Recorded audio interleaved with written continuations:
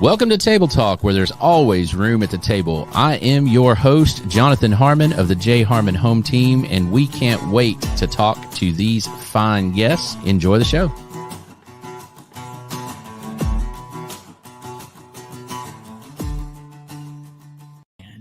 Hey, Trent.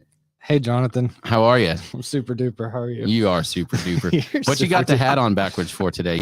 I'm feeling sporty. Yeah, Feeling edgy. A little more aerodynamic. Yes. Yeah. I can move so much faster. That's good. That's good. Hey, welcome to Table Talk. My name is Jonathan Harmon. I'm with the J Harmon Home Team, powered by Keller Williams. And Trent and I have been brainstorming on some different guests to have on, some different ways to do things. And he suggested, hey, you should have some of your past clients on. Oh. And then I started thinking, I'm like, ooh, seems pretty logical.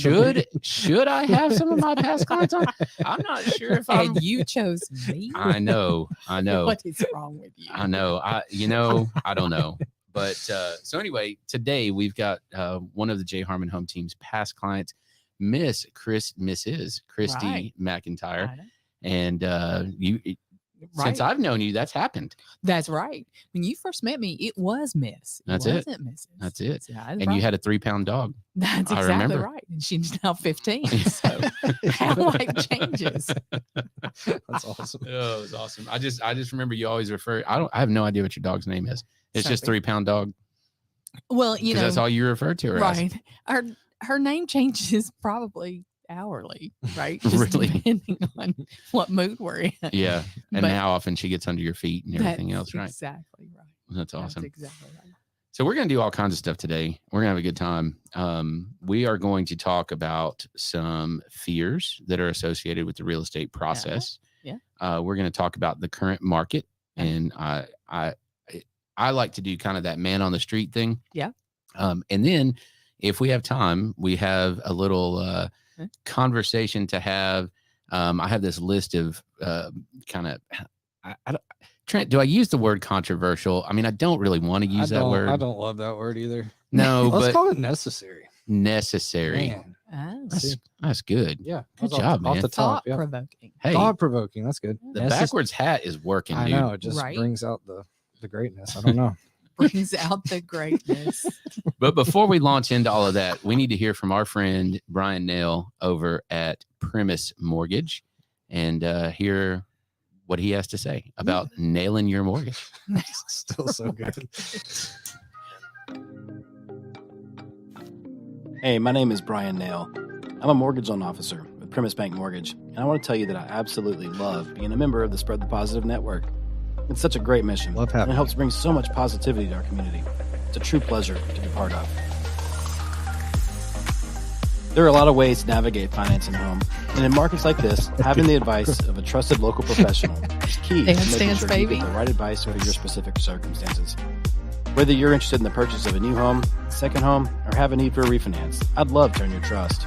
If I can help you nail your mortgage, call me at 615-243-3976 or visit nailyourmortgage.com, and I'll be happy to talk with you. Primis Mortgage is a subsidiary of Primis Bank, a member FDIC, equal housing opportunity. As always, all loans are subject to approval. Primis Mortgage, NMLS 1894879. So, Bryan, I apologize for chatting just a minute in between during your little commercial there, but Trent is over there doing the Night at the Roxbury head bob thing. I was waiting for him to put a hole in the drywall like when they blew the window out that time. Anyway, so yeah, classic. I do apologize for that. That's great. Were you Chris Kattan in that one or the other guy? Which I'm one? gonna go Will Ferrell. Yeah, Will I was Ferrell. driving it. Yep. Oh, gotcha. All right. Glad we know that reference. Yes. All right. So, All right. Christy. So Christy. No, you're Christy. I'm I'm Jonathan. Christy. Yeah. So Jonathan. Make sure we get that right. Right. You and I worked together on 2 transactions, right? The That's purchase of a home and the sale of a home. Sell a home. Yeah. When was that? Oh my gosh. Yeah. So the purchase of the home was, I believe, 12? in 12. Yep. And the sale of the home was 3 years later in 15. Has it been that long? I know. That's right? That's 7 years ago. I know. Good gracious. If you play your cards right, there's another one in potential motion. Everybody back off. Hey, All of you get out of here. thirsty agents out I there. know. Get out of But here. so let's set the stage just a little bit. So I think how did we met at an open house? Maybe, does that sound right? We did. I had multiple poor agent experiences, Mm-hmm. and I had decided to go on my own. And you were hosting an open house back in the days of a yuck market, Oh yeah, right? yeah. This is like you had to when- work. Yeah, this is when you had to work as a real estate agent. Mm-hmm. And we struck up a conversation in that open house. I was attending on my own as a buyer, Mm-hmm. looking at the house and, deciding if it was going to fit my plan. And you said, "Oh, let me convince you of all the reasons why you need me." That's it. I think I even remember what house it was. Wasn't it in Living Springs? It was. Yes, Yeah. it was that gray house with the funky floor plan. That's right. I See? do remember that. I remember that Yes, well. I know. And it took us a little bit because we ended up doing a new construction home. We ended up doing a new construction, and probably what won you my business for life in my reference, right? Because you have been introduced to family members and friends Mm-hmm. as a result to me, and you probably are not thrilled with that, but sometimes You you're know, going, you do what you got to do, but right? I believe one of those real estate transactions with one of my family members might have been one of your most painful. oh, Julie's? no, No. no, it's not even top 10. Not even top 10. Okay. She was great. So it's gotten way worse than that. Okay. So no, what won that was not only what you brought from a value add, but also, you were just the ultimate of patience because, gosh, was I your longest searching client? It was over a year. Yeah. No. No. I have some that have beaten So that. it gets worse than even me. Every time you think you're the big dog on the playground, there's a bigger dog that steps on. Somebody goes bolder. That's it. That's right. Go big or go home. But here's the thing, and this is kind of where we're leading is in a big transaction, in any big transaction, I don't care if it's buying a new refrigerator, buying a new car, buying a house, any big transaction, there's a certain amount of anxiety and big in the transaction world is of course relative to your income and things like that. Right. For some people, buying a $1,500 refrigerator is like me going and buying a pack of gum. Okay, that's cool, right? Right. But if I'm thinking about buying a $1,500 refrigerator or $2,000 refrigerator, right, or a $15,000 used car, I'm going to do a lot of work because $2,000 doesn't just come easy. Right. I know I can account for the Right. hours that it took me to make that money. And when you multiply that times 100 plus, mm-hmm. when we're talking about a house, there's a lot of fear. There's a lot of anxiety that goes in there, whether you realize that it's anxiety or not, because it can be a joyous time as well. Right. It's what is it? I see the statistic thrown around every now and then. It's like the second or third or fourth most stressful time in your life. Mm-hmm. So for you, what were those fears? What were those anxieties? Why did it take that long, I guess? I think the key to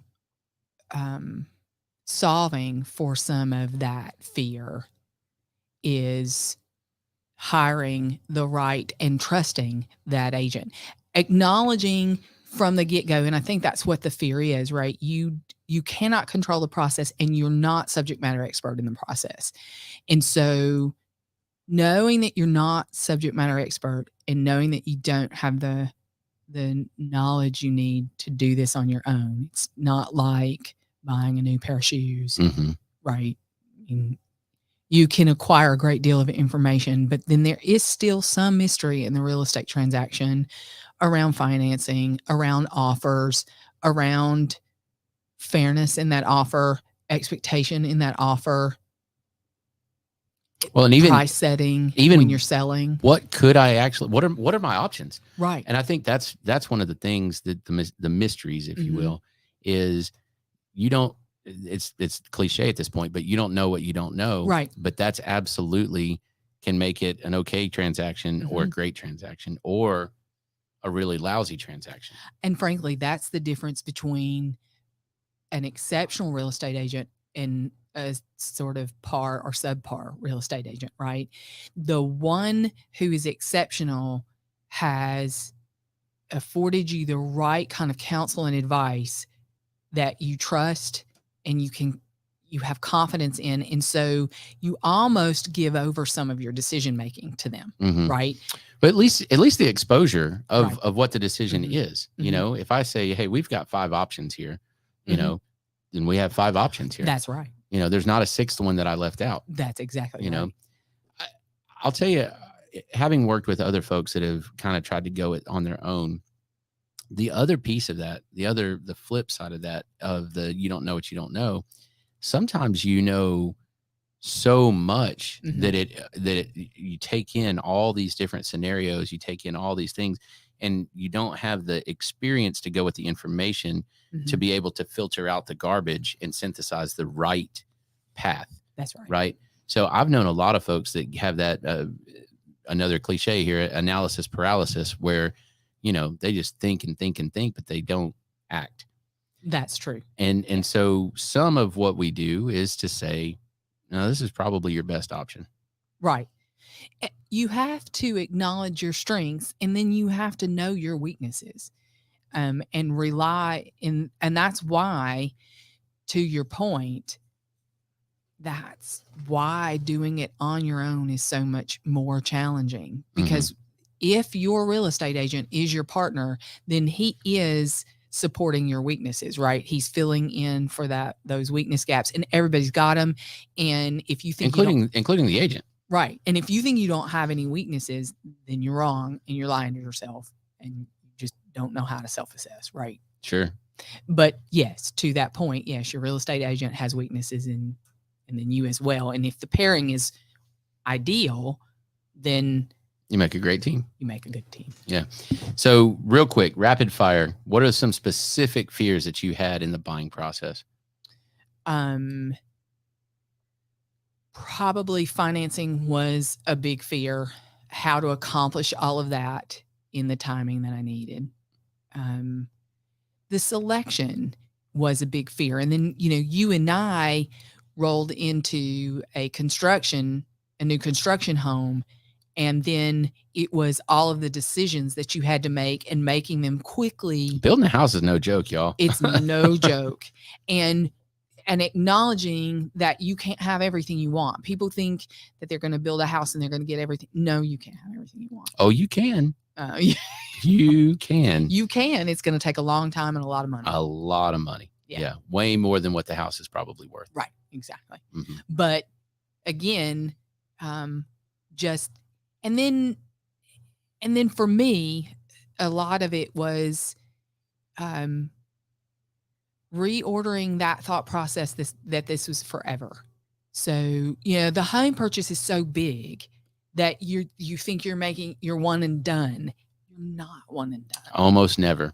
And that's, I hope that I never do this in a way that sounds condescending, but sometimes people will say, oh, this is our forever home. And they're like, 32. And I'm like, guys, it's not. I mean, it's just not. It's not. Maybe you'll be here 10 years. You might even be here 12 or 15. That's possible. Mm-hmm. But it's not going to be your forever. That doesn't happen. No, it just doesn't happen. No. And getting into that was an early fear that I started rolling out of. Like, I remember pulling up to my new construction home in the middle of construction and seeing a set of stairs and I cried because I didn't want it. Mm-hmm. And thinking to myself, it was a hell of a set of stairs too. Right. Yes, it was. I remember that. And I remember the phone call. Yes. And it was that moment in time when I had to reorder that thought for myself that this is not the forever home, Mhm. right? You know, that this decision is not permanent and forever. And in that moment in time, right, I had no idea that 3 years later, this man was going to come into my life and I'm going to be selling this home, right? Yeah. Talk about not forever, right? So yeah, nothing. That wasn't even like, that wasn't even long term. that wasn't even a blip on the radar that Right. that was. Yeah. I barely finished my landscaping before. That's good stuff. Yeah. All right. So excellent segue. You're a fantastic guest, by the way. So we talk about the buying process. 3 years later, we go into the selling. Everybody. Yeah. What? I don't actually. No. Trent knows exactly who I thought of as soon as I said, no, I don't. No, I don't. We, You know, you Oh, don't need to name names. This is not a good list to be on. no. No, you don't want to be on the list that's not. Great no- dude. Just anyway. Well, Oh, It's the South. Bless his heart. Yeah. So now let's talk on the selling side. So we're 3 years in. You've got this house. Mhm. I mean, you've poured a lot, Mhm. not money, some money, but you poured a lot of yourself in there, the Right. colors and everything Yeah. else. And all right, time to sell it. Mhm. And I know that you were motivated, Mhm. you know, by Mhm. love and all that. But there's still some fear there, you know, and there's some trepidation. There's some, Oh. is this the right thing? And is this the right way? And is this, Absolutely. what is that like? The biggest fear you have in the moment of sale, I think, is how to price. And in my opinion, Me too, by the way. right. And in my opinion, again, that is where your decision on who you work with as a real estate agent will make or break that transaction. Hmm. You have to choose a real estate agent that will be honest with you, because everybody wants more than they're going to get. Sure. Everybody does. We had a guy, an agent from Exit on yesterday on a different podcast, Brad Hopkins, shout out to Brad. And he said it great. So in this current market, sellers are 12 months behind right Mhm, now, mhm. and buyers are 12 months ahead Mhm. right now. And in a changing market like we're in, Mhm. that is a gulf. It is a massive, Mhm. massive difference. But yeah, to your point, everybody wants to hold on to whatever better times it was. Right. That's exactly right. And you have to, and again, you know, nothing about me hesitated about calling you when it was time to sell. And primarily because you demonstrated that those characters I needed in that sale, right, in my prior buy. So when we were building that house, you'd look at me and you'd go, Christy, the builder's not going to do that. Mm-hmm. I don't care what you want. They're not going to do that. Right. And truthfully, you know, that's hard to say to a client who's standing there going, but I want, right. Mhm, You know, I'm the kid with the cookie in the floor. What was the thing about the stairs in the front? Because there was a turn and right. So one of the things that they did was they put the stairs, internal stairs, in wrong. Mhm. They put them facing towards the back of the house, and they were supposed to be facing towards the front of the house. And when I caught it, you said they're not going to bring those down and turn them around. No. And I'm like, If it was a custom home, probably. Yeah. But it was just barely semi-custom. right.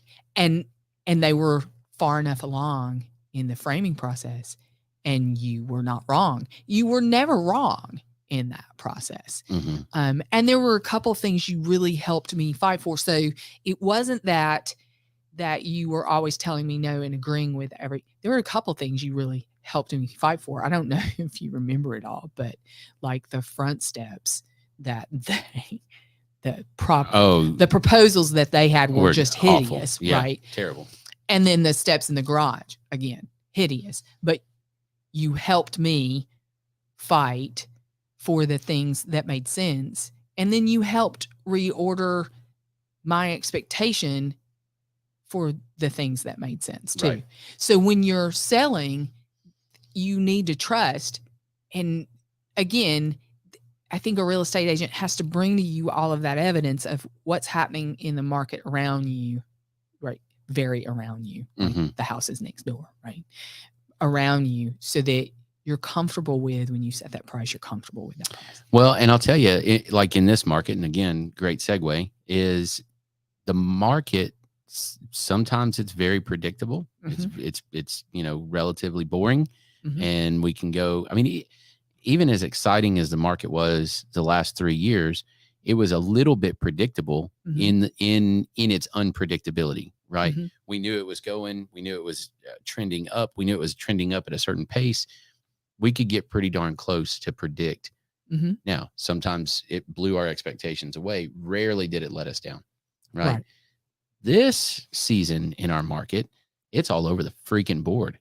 Right. I mean, it's up, it's down, it's sideways, it's backwards, it's, going in a spiral. I mean, But again, you're using your real estate agent in those moments in time to help you navigate that experience, right? So, and sometimes the experience is, we're going to try this, and then we're going to change. But I have fail fast, right? So fail fast. Don't be scared to say, hey, nope, that wasn't it. That wasn't it. And move it. And acknowledge on both sides of the equation that that's possible, right? I wanted too much. You let me go out with too much. We didn't personally do that, but right. I took your recommendation for road, right? I for love, I was moving on to 100 acres down the road. Hi, Jim. some cows and sheep, or goats, actually. So there was a strong emotional investment to get it gone, right? And you made a recommendation, and I said, run. Let's do it. Right. Yep. And then I've watched you, I watched you sell his mother-in-law's house, or sell his mother's house, my mother-in-law's house. And I watched you come into that transaction after another failed. And again, it's how well you pick up on when you're getting good advice, and how well you follow it, and how fast you fail. Yeah. And that's just it. One of the things that is a really delicate balance in this profession is, I mean, let's be honest, you got to have a certain amount of ego to sit across the table from someone and say, I know how to handle your biggest asset. I mean, there's a certain amount of ego just to be able to do that. But then there's a certain amount of ego that you need to let go of to go, missed that one. Yeah. Let's fix it. Right. Yeah. And here's the plan. Here's plan B, C, D, E. Right. Right. And it's possible we'll get to E. Does that mean that we failed? I mean, A didn't work, but that doesn't mean that we overall failed. No. In volatility, being flexible and being able to adjust based on what you're seeing in that moment is probably key to any success, and a real estate transaction is no different. Well, and I think part of it also is being open to, what's the word? Open to being wrong in your preconceived notions. So anytime, and this will take us to the current market. Anytime I sit across the table from someone and I deliver, here's values, here's this, they've already got in their head an idea of what that house should be. They've already, they've talked to a neighbor, they've looked at Zillow, they've, whatever. So they have some idea in their head of what it is. And oftentimes I'll exceed it, but oftentimes comes in a little light. Sure. And you have to be open to the fact that your preconceived notion may not be accurate. Right. And some people just aren't. No, I mean. And you can find an agent to tell you anything that you want. You can find an agent to tell you anything that you want. And we can get all of our weather on the weather app. Right. So we have to accept that we don't know all things, and we have to entertain the idea that we could be wrong. And we also have to look at, I mean, this is not brain surgery. Nobody's dying here today, right? Not usually. This is a real estate transaction. Sometimes they're already gone. Just saying. Just saying. It's possible. That's true. Tacky joke. I do apologize. Anybody that's dead and watching, I apologize for that. Death is a serious thing. It is. It's part of life. Right. Well, actually, it's not. You're no longer living. No, But it's part of it. It's the end of it. it's the end of it. Yeah. No, it's It's just the part, last act. right? It's like Okay. running the credits is still part of the movie. Oh, well, that's a good point. Yeah. I'll go with that one. I like that one. I'm going to borrow that one. But I just made that up 100%. I mean, seriously though, if you set the price of the home and it's not, and it doesn't go right, what's the worst thing that's happening next? You're adjusting, Mm-hmm. right? Sometimes a lot. All right. Current market. Current market. I know you stay fairly well educated on stuff. So I try. what are you feeling? Share your feelings with the group Share my about the current market, where we are. You know, we've talked a couple of times where it's been, where it is, where it's going. Optimistic, pessimistic, where you at? You know what? So I may be the only one left in the optimistic space, Interesting. but I am optimistic. Do I think we're going to see a shift? Yes, but I think we literally are in a bubble. And so, yeah, we're going to see some adjustment, but I don't like the word it's crashing. I hate crash. That implies, catastrophe and Destruction. and death. And I just don't think from real estate to stock markets to anything, I think there are enough checks and balances in place. Yes, we can see downturns. We can see, a bubble burst or reduce. And so do I feel like we're probably on the path to, it not selling in the first 5 days at way over its listed price? Yeah, I think we're probably moving out of some of that phase, but I don't know how far we're moving. Like mine sold in 30 back in 2015, sold in 30 days. And I don't think that's an unrealistic expectation of the real estate market. I don't consider that a crash. I don't consider that a failure. I consider that still a very robust, active real estate market. Yes. And I'll tell you, I always compare it to the moving sidewalk in an airport, right? So the past 3 years, we have been basically sprinting down the moving sidewalk. And when you get to the end of the conveyor belt, you can still be sprinting, but it feels like you hit a wall, and you could start walking and it feels like you're almost going backwards. And I feel like we're somewhere in between the off the moving sidewalk, still running, jogging, maybe power walking. Did we sprint and now we're out of breath? And so we're walking on the moving sidewalk still. So there's still movement forward and just not quite as fast. Yep. Cool. Okay. We've got about 5 minutes, and I told you to pick one of our. I took my list of like 40 some odd. Right. What was it? Necessary conversations. Is that what it was? Necessary. Yeah. And I picked 5 of them, and I said, "You pick from these." And then you showed up, and you're like, "Well, I thought you were going to pick." I was like, "No, I narrowed 40 down to 5. Come on." So anyway, it's like a girl. I can't pick where I'm going to eat for dinner. That is the worst conversation ever to have, isn't it? It's terrible. We can, and then when we get there, what do you want? Oh. Anyway, all right. So I could really derail you right now. You could, and I'm pretty easy to derail. Not gonna lie. So, one of the things that I think about decently often is, and I hear some version of this frequently when I talk to friends, family, coworkers, whatever, just people in general, and especially when it's people that look and are similar to myself. Okay. And that is I call it the I'm a good person trap. And it manifests in several different ways. Sometimes it's self affixed, right? Yeah, I really am demonstrating. This is not actually my opinion, just so you know. So demonstration of the I'm a good person trap. Yeah, I really just don't, I really don't think that fill in a religion or whatever. I really don't think that they're very smart, or I really don't think that they're very good, or I really think that they're dangerous, or I really think that they're whatever. Right. But, overall, I'm a good person. Right. Or talking about somebody else. Yeah, he's a little bit racist, but he's a pretty good person. Right. And I've started to really question that, and multiple questions.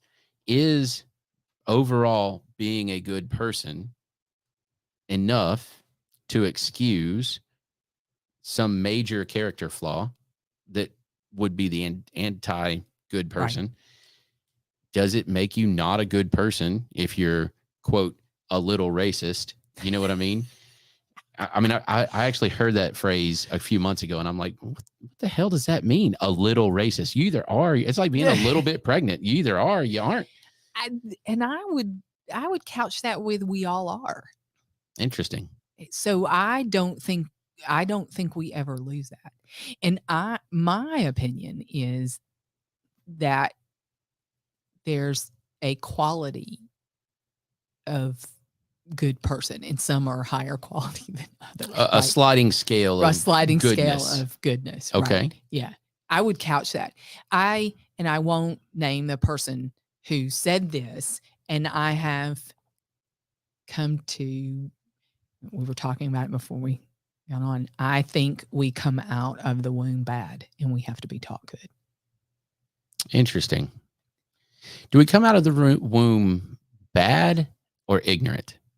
And ignorance can manifest in rudeness and badness. And think about small children. What do you constantly have to do? Oh my God, throw them against the wall. No, I'm just kidding. You have to tell them no. Yeah. No, don't do that. No, don't do that. No, don't do that. No, don't do that. You have to teach them the right behavior and the good behavior. Mm-hmm. They rarely have to be taught the bad thing to do. That's a good point. And so I think we are all evolving good people. But the flip side of that, so I'll choose racism in this piece of the conversation, is anytime you see a group of children, I'm almost never do you see children acting in a racist manner. Well, that's because they are truly colorblind. And I don't believe as adults, which is the reason why I believe we're all racist. I don't believe we're colorblind. And I believe people who profess to be are lying to themselves. So then you have to teach yourself to be if you're going to be? I think so.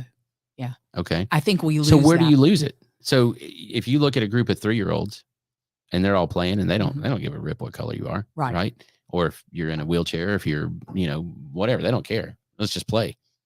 Adults teach us that.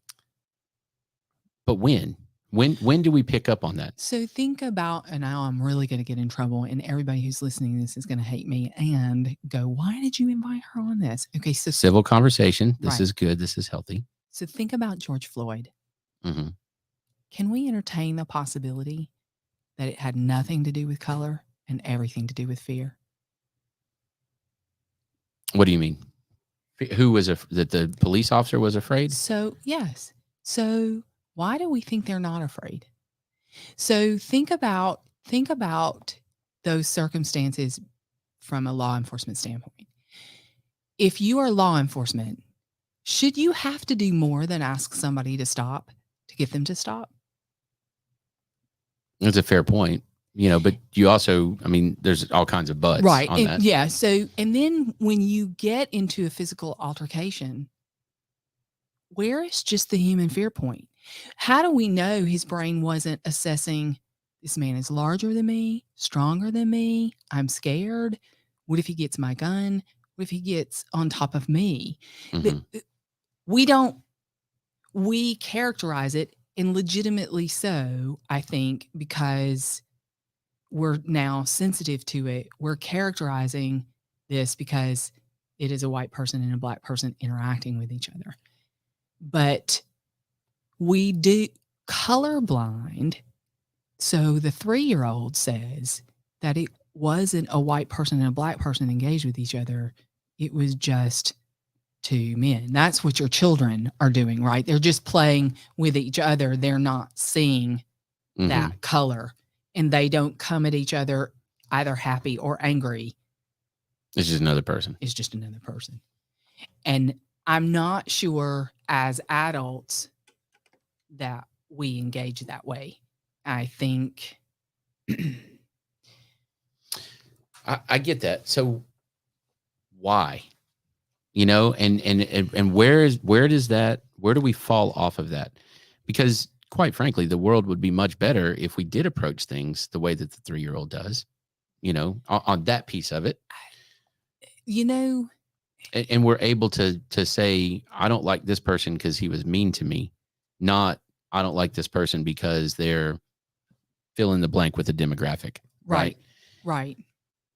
Where do we lose that? And I know, I'm sure it's different for different people, different circumstances, all of that kind of thing.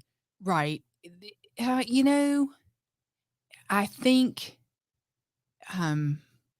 do we lose some of it in our efforts to try to compensate for the minority? Because then we start pointing it out. I mean, I get why we try to level set playing fields and those kinds of things, but then you start calling out the differences. And when you start calling out the differences, then it almost magnifies the difference. Right. Then yes, your 3-year-old now sees himself playing with, you know, a person of color or a person of different cultural descent. Yeah, whatever demographic. Whatever it is. Right. A boy versus a girl. I've thought about that before. Are we whatever ist because we're aware of differences? And it is true that people mostly tend to flock to the same, right? I mean, you think about your friend group, almost, you know, many people, their friend group looks, thinks, acts, works, whatever, just like them. Not always. Right. And there's always exceptions. But oftentimes that's a case, right? So do we flock to sameness? And is that why we are hesitant about differences? And if that's true, how in the world do we how do we fix that? And should we? You know, the should we, I think, is an interesting question, because, you know, if we take it into a difference. Sure. You know, boy versus girl, men are from Mars, women are from Venus, camping this weekend with a group of 8 couples, and repeatedly noticed the girls are all sitting in a collective, the boys are all in a collective. And these are grown. And these are adults people, that have been married that are. Yes. That have intermingled with the opposite sex for years, right? Mm-hmm. Lots of years of marriage. We right? flock to sameness. And we even champion that to a degree, right? I mean, some would postulate that if, let's say, I were to adopt an African-American child, some would postulate that I would need to understand that culture in order to give them the full experience of their heritage, right? Mm-hmm. Which implies that there is a difference between my experience and my heritage and theirs, even though and I would say that there definitely is a difference. Mm-hmm. I mean, anybody that would talk to you would say that the American experience is different for people of color. Good, bad, indifferent. Mm-hmm. It's different. Right. And in a lot of cases, it's negatively different. And that's part of the reason, like going full circle here, that's part of the reason, how do we get past the point where it's different? And back to what you said, and I actually disagree with this, is that by, I don't remember exactly how you said it, but by trying to fix some of the injustices and inequalities and things like that, we actually, correct me if I'm wrong, but you basically said we kind of exacerbate some of those inequalities. I think so. Because it puts it on the forefront. I don't know that I don't know if I agree with that or not. I'm not sure, to be honest. Well, so what if we ask ourselves to accept differences and not grade one better versus the other one, right? So like as a female, I can sit here and I can think in my head that, I'm smarter, better multitasking, etc. than a male. But that doesn't make me better than a male. That makes me different than a male. Yes, I multitask. And that is not uniquely, I think men are more singly focused. I think that's their strength. My strength is multitasking. His strength is to be able to more singly focus. But is that men or is that you and Jim? Me and Jim. Right. But I do think there's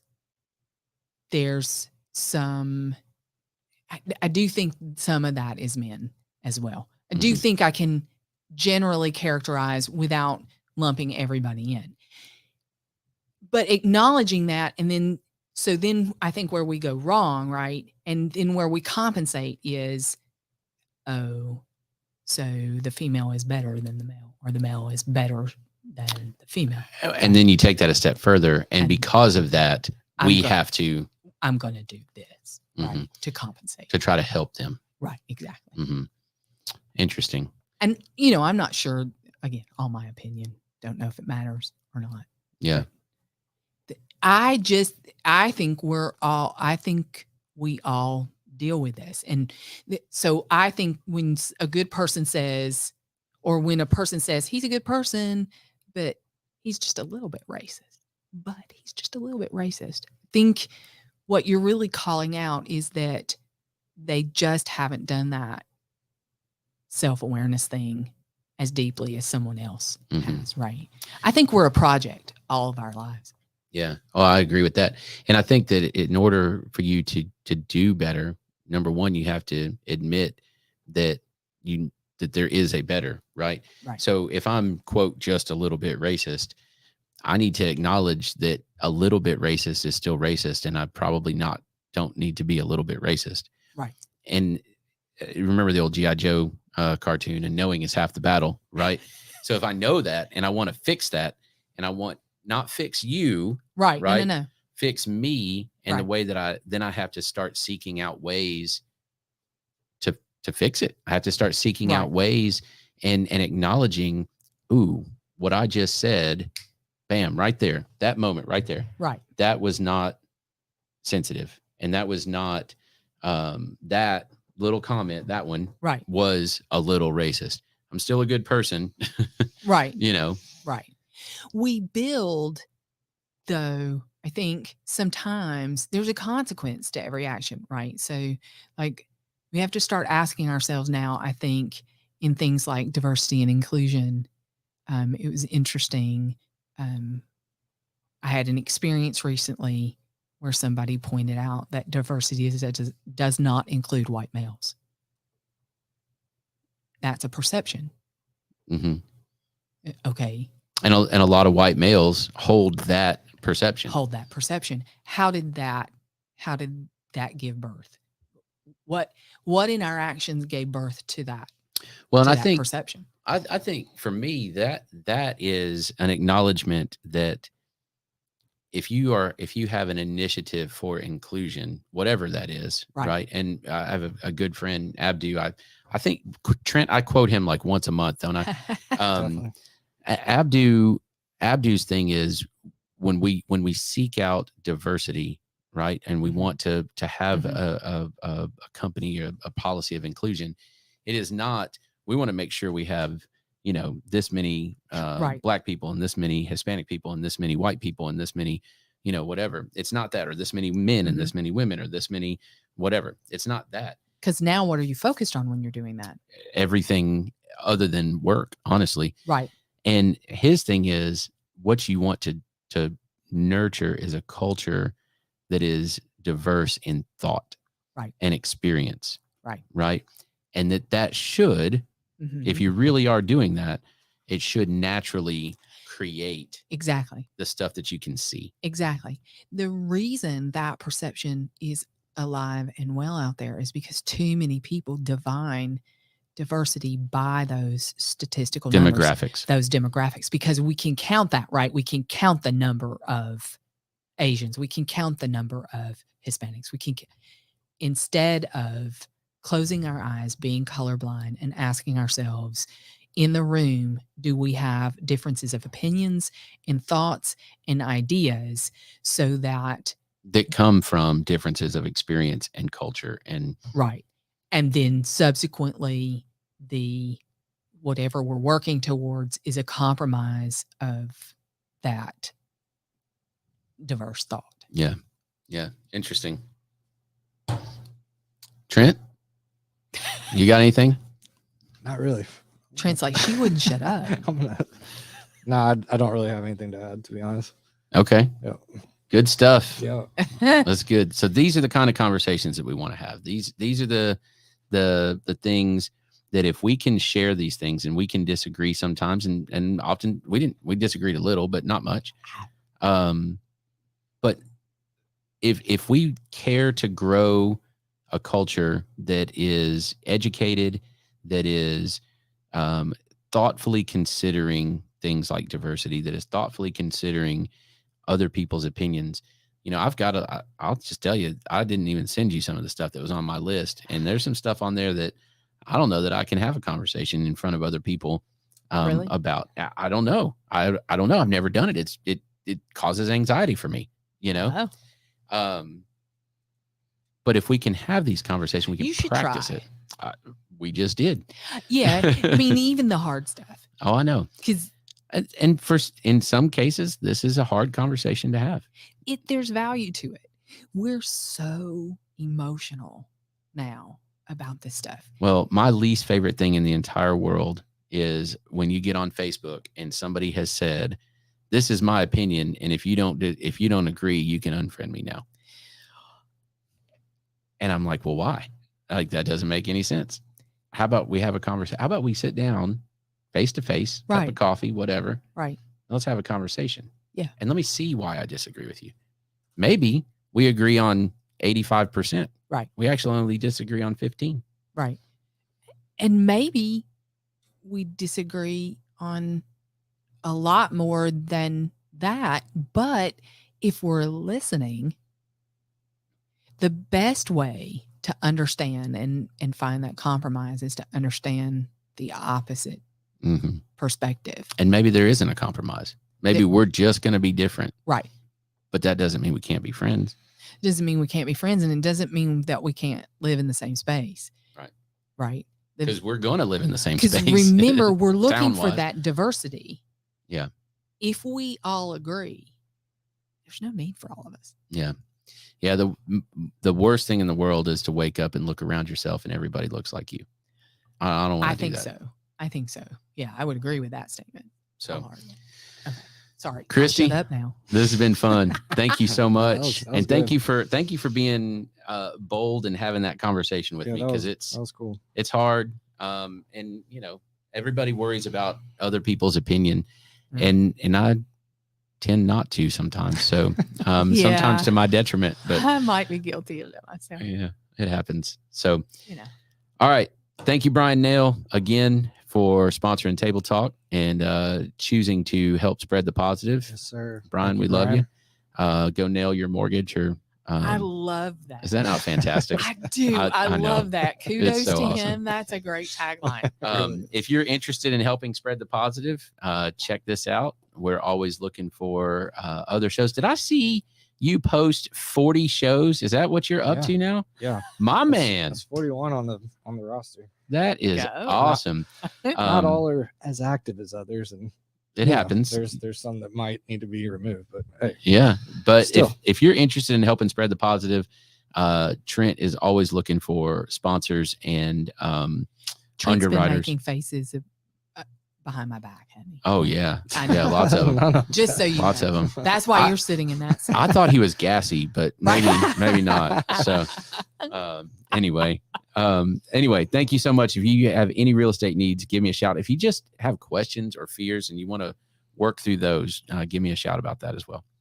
That's it. Have a good rest of the week. Bye.